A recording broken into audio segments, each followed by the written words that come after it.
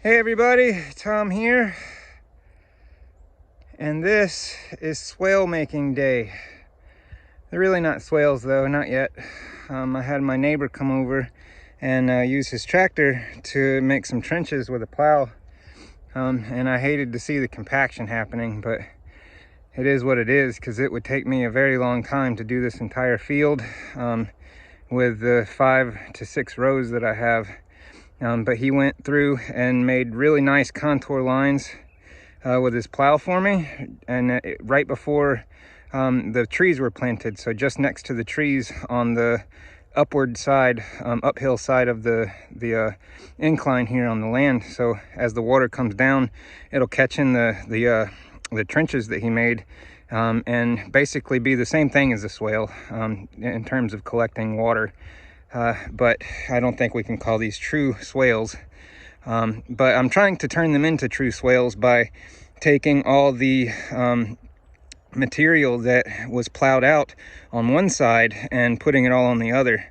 So I've already done up to where I'm at now, and this is what it was. So you can see like where the water would come in and it would actually get trapped here. So what I'm doing is just kind of moving all this soil and the grass and putting it on the other side, which would actually be a swale. So I'm pretty excited just to have this done now, because the entire field was done in just an hour and a half. It took him a couple trips back and forth each lane that he did. But yeah, I'm pretty excited about this, and he's coming back a little bit later to do another field that I have over here on the side that I'm going to be using for pasture.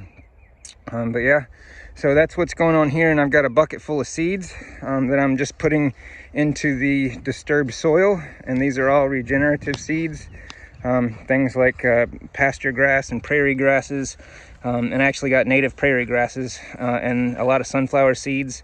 And I, just for kicks and giggles, I threw in some green striped cushaw, and hopefully we'll have just tons and tons of squash growing out of this as well. That would be great. But this is not healthy soil.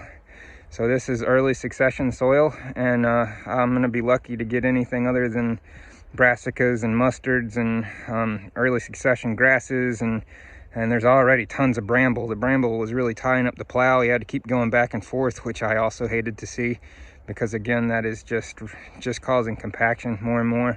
But it's going to be hard to make this any more compacted than it is from the people who have owned it before me, and it was left fallow for 10 years, and that's where basically where all the bramble's coming in. Woo, wind's coming in today. I was supposed to have some rain, and that's why I was trying to get him over here to do this now, so later on this afternoon we can get some rain. And all the trees that I've planted, there's like about 250 or so trees, and also little guilds where I've put stevia and strawberry and mint and just a variety of things around the base of the trees that I've planted. But they're all small, so you know, it just looks like a field full of sticks right now because they're dormant too. But I've got figs going here and this one closest to us, so those are actually live sticks. But after that, it's just some cut sticks and some bamboo and stuff to show me where the trees are I've planted that are only, you know, this tall at this point above the ground. So in a couple years though, we're going to have so much production. It's going to be amazing. I'm really excited about it. And these are the seeds that I'm be throwing out. This is the most expensive bird food I've ever put together, basically. But yeah, so that's what I'm up to today, guys, and just really excited about all this stuff, man. I'm making it happen, and using the permaculture technologies with my neighboring tractor, unfortunately Industrial Revolution equipment. But man, it saved a lot of time. It's just hopefully the seeds that I'm planting will bring back the compaction, and also the addition of water is going to help a lot with that. Just getting water into the soil, it's so hydrophobic. I mean, it's bad, guys. The water it's all pitched. See, there's the high point up here, and everything just runs down. And the last storm we had, it was just a lake right at the end of here. So I'm very excited to get this going finally. But we've only been here about a month and a half, so you know, we've got a lot accomplished in a short amount of time. And I've got our oak pile over here that was huge, is now knocked down to about half of what it was, because I took the chainsaw, and I cut up a bunch of the logs and buried them under where I planted the trees to put organic matter further down into the soil. And hopefully over time the organisms will homogenize it, and that will act as a retention quality for water. And yeah, good fungi in there too, hopefully. So yeah, guys, this is what I'm doing. I don't know what you're doing, but I hope it's as productive, and it makes me feel good to be doing something like this that I know is going to contribute not only to the soil, but to the environment with the diversity I've got here. There is just a ton of diversity, not thousands like you see in native forests, but there's a whole lot more diversity than most people find on an orchard, that's for sure. And these are all productive trees. If it's not a fruit tree, it's a nut tree. So I'm very, very excited. 2 to 3 years, guys. Stay with me and you're gonna see something awesome, I promise you that. But yeah, and in the meantime, we've got my neighbor over here just brought over. He's got like, I don't know how many acres that is, probably 40 or 50. But he just brought in this huge 18-wheeler full of chicken manure, and it's over there just smoking.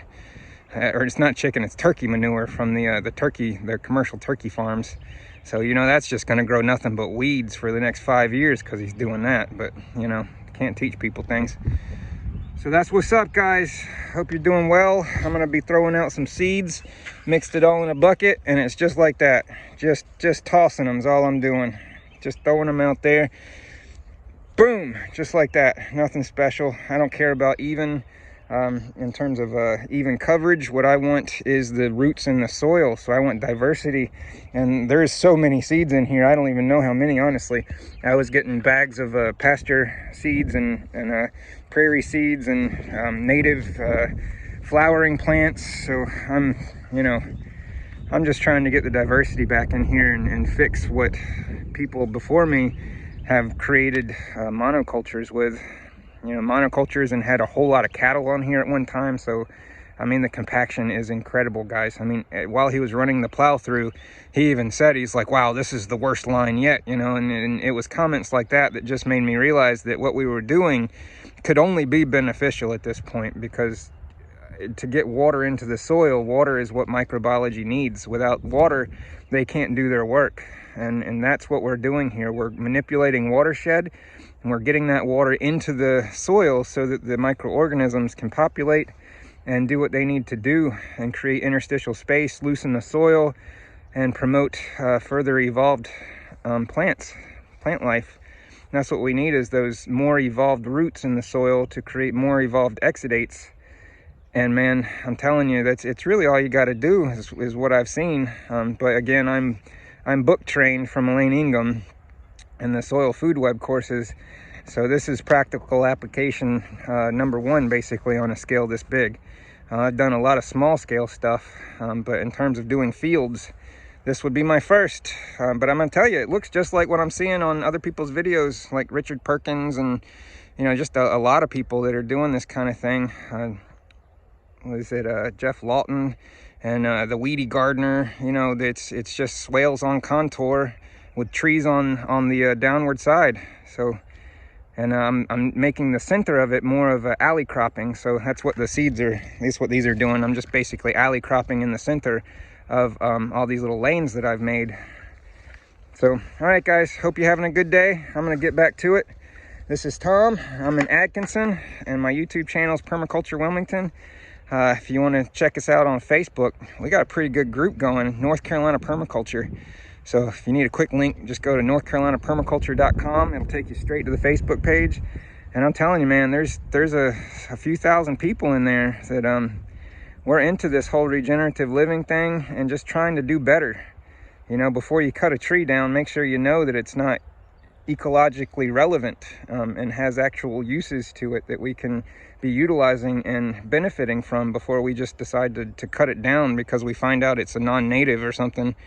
You know, there's lots of plants that have naturalized now and have actually shown benefit. But we learned this morning in the group that one of the ones on my property is a popcorn tree, and that is not beneficial. The only thing that it's actually beneficial for in terms of wildlife would be honeybees, and they're not native. So promoting honeybees now is actually becoming detrimental to native bees.